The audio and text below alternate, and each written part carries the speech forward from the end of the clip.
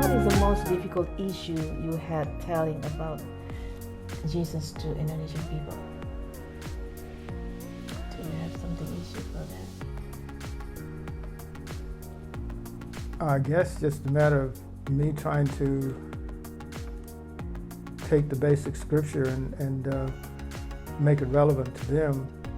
I guess that was always in the back of my mind that you could not do public ministry, it had to be private ministry.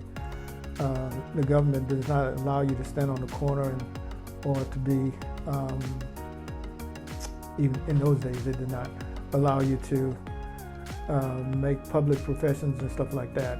It was more one-on-one and influence in that way. But the Muslim religion, when I went there, Christianity was 1% of the population as far as the number of people that followed Christianity.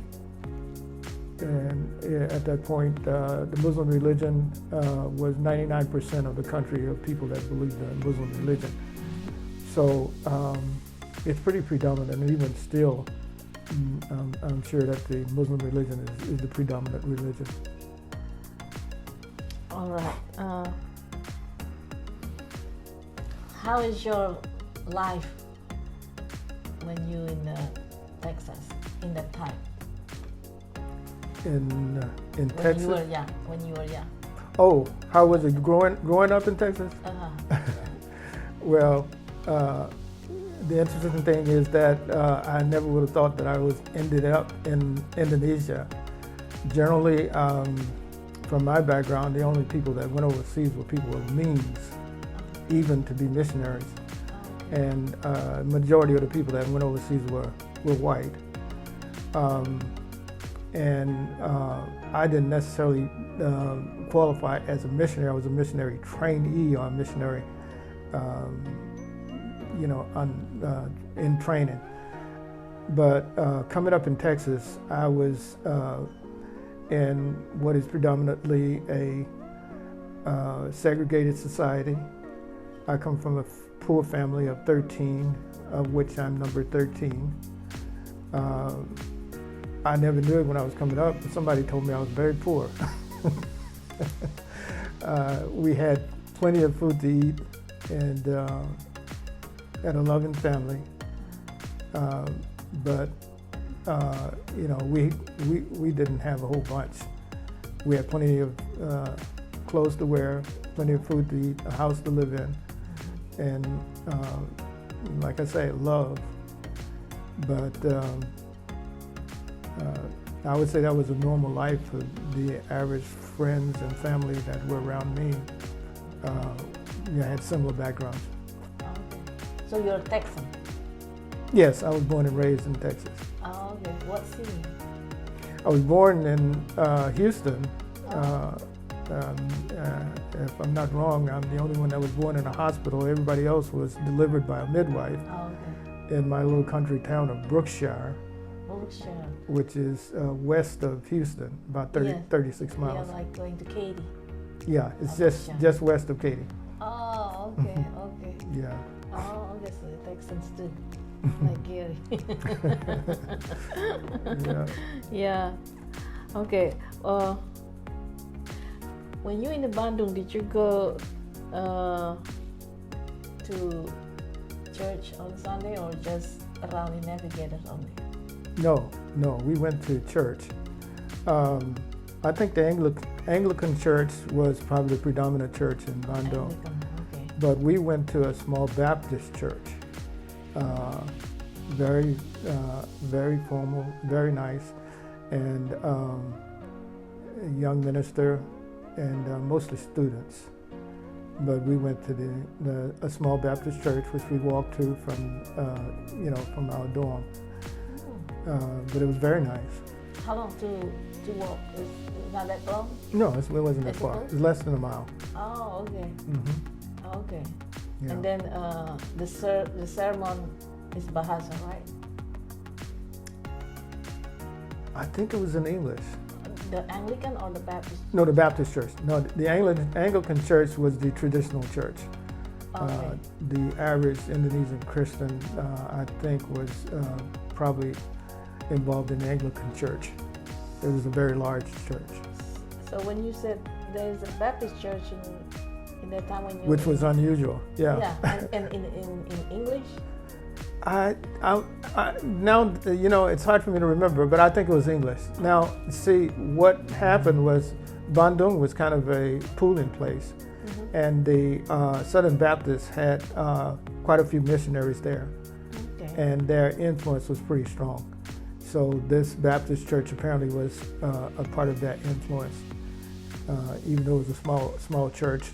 I had one other American friend, he and I went there, and the rest that went were mostly Indonesian students. Okay, okay. And then they have a choir too? Choir? I don't recall a choir. And of course, the American missionaries had their own church as well. That was in English. It was a larger church where all of the missionaries would generally take their families and go. Did you know some Christian song in Bahasa? Yeah, we sung, all of the songs that we sung in our meetings were in Bahasa. You remember one of them? No. I couldn't sing it if I did.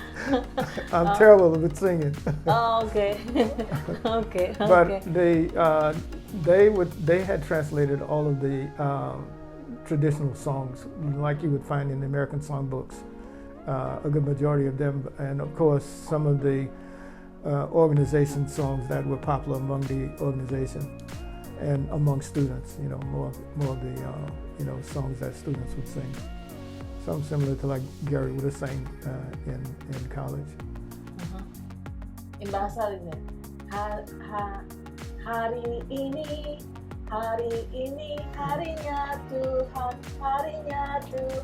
See, kind of like this is the day. Yeah. This is the day. Hari ini. This is harinya Tuhan. This is the day. This is the day that the Lord has made. Harinya Tuhan. Yeah. Yeah. We also had a lot of the traditional. of the cultural Indonesian songs mixed in there with it. You know, like popular songs. The one I mentioned to you. Oh, okay. Ayam hitam. Oh yeah. Panggil jalan. Pinggir jalan. Ayam hitam Panggil telurnya makan. putih. Mencari makan. Yeah, that's what I forgot to Di put. pinggir kali. Yeah. Nona hitam, giginya putih. Kalau tertawa manis sekali. That's the song created from Angonis. Have you eaten the chicken, the one running in Indonesia, right? The meat is very good taste. It's very good. But it's different in here. Even caged free chicken. But when I eat it, I don't know. No, well, the Indonesian is purely cage-free because they run wild, and they don't have. Well, when I was there, they didn't have any additives. So when we go to maybe Surabaya or something like that. You did not record when we talking like this, right? Oh, okay. When we went to maybe Surabaya or something like that, along the way, we would stop and they would have a table set up just like this. And so on the table, they would have fried chicken, maybe the chicken leg. Yeah. They would have. We eat chicken leg. You know, we eat from the head to the toe. The feet and everything. Yes, inside. I mean, the inside I never ate, but the legs and I see the head. I don't want the head. So they would hang the whole chicken, the feet down to the head. What makes Western people afraid to eat the head? Even the fish. No, the head. What is it? Ain't no way I'm gonna eat no head, not even the hog head. It's kind of like scared, something like that, or maybe already get used to it. It's just repulsive to Americans. Now, black folk were forced to eat a lot of that stuff during slavery and during the days when black folk were just getting started. We ate everything, especially from the hog. We ate the guts from the hog. We ate the head. We ate the feet. everything from the hog. And when I was growing up, we grew chickens, and my mother would make us eat the feet. So the feet itself has like scaly stuff on it. They would peel all that off. They would boil them first, and then they would fry them. And there's some meat there, and that was generally given to the children. And then as you went up the age range, the older children might get the thigh or the wing, but the parents would get the prime cuts like the breast and stuff like that. But we always had chicken because we grew them. And just go out on the yard and get a chicken. Yeah, but everything changed. I'm very happy, honored. I can talk with Pak Louis Jackson that used to be in Missionary in Bandung, Well, Indonesia. I'm blessed to talk with my sister. and still can speak Bahasa and can read Alkitab, can remember the Bible verse and look on it perfectly. Matthew, Lucas. You know, when I was a Sunday school teacher, I remember there is a song to memorize the name of disciples for Jesus. Oh, good. And to memorize the first Bibles in New Testament, Perjanjian Baru. Yeah. So like Matius, Markus, Lucas, Yahya. So. Wonderful. Just to remember. You got good training. Good training. Okay. My question is, when Gary came to Bandung in back 1998, one of the Christian navigators, tell him about Henry Nadauho. So you remember his name? Yes. Guy? Henry Nadauho, who is he? Yeah, Henry Nadauho. He's west from Timor, and he also finished school in Bandung. But I think he's now in the ministry in Jakarta. But he was one of the original navigators, one of the original students that the navigators trained, and he took over a lot of the ministry responsibility once the country director left.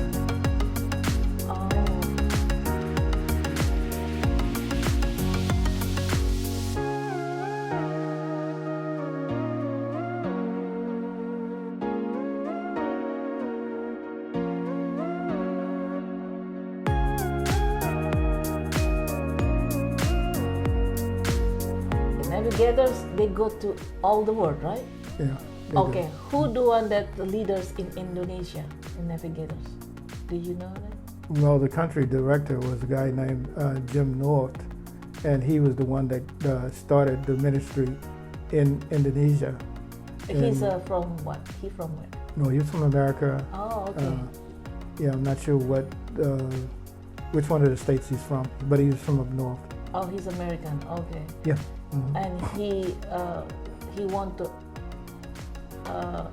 expand the navigators to Indonesian country beside.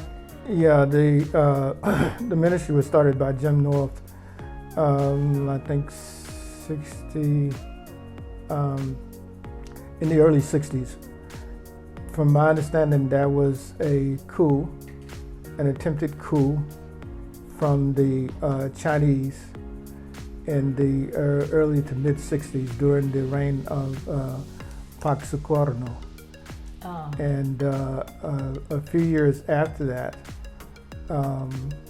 because of the attempted coup, all of the students were put on hold. Their schooling was put on hold because everything was in a chaos. Okay. And so right after things began to settle down is when Jim came in the country and started looking out students to study the scriptures and to lead to Christ. And so he is the one that started the ministry in Indonesia.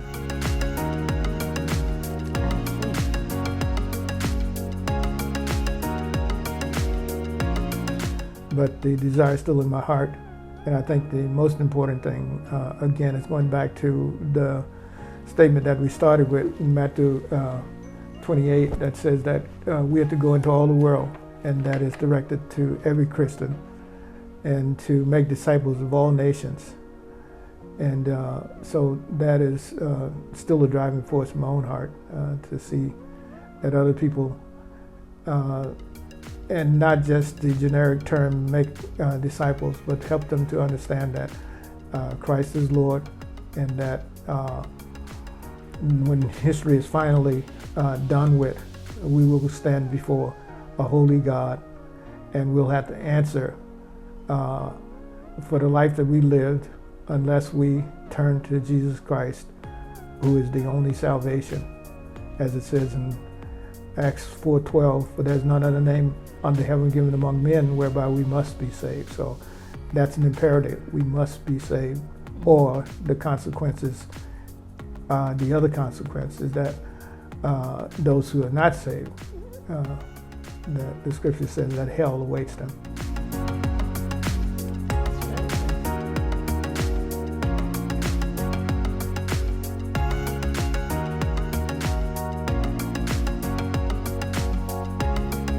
If we never know, if God give you another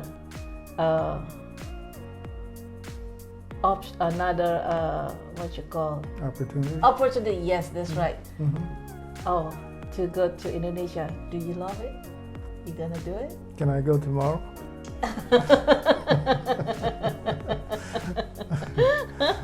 And if you go back to Indonesia, so what island that you wanna visit? Well, the island that I lived on, the island of Java, generally that is the one that I know the best, but I would love to visit some of the other islands because we have friends that studied in Bandung, but they were from all over Indonesia. So yeah. I enjoyed just traveling the whole country. But I guess you would say the seat or the core of the people that I ministered to pretty much still in the Bandung area. Oh, okay. Well, Miss Jackson, thank you so much.